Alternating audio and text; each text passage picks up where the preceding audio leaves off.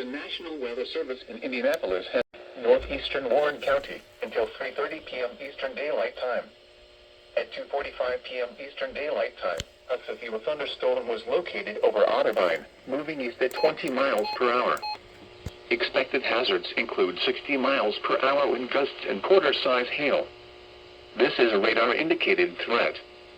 The following impacts are expected. Hail damage to vehicles is expected. Expect wind damage to roofs, siding, and trees. Locations impacted include Lafayette, West Lafayette, Shetland, Dayton, Battleground, and Purdue University. This includes Interstate 65 between mile markers 166 and 183. For your protection, move to an interior room on the lowest floor of a building.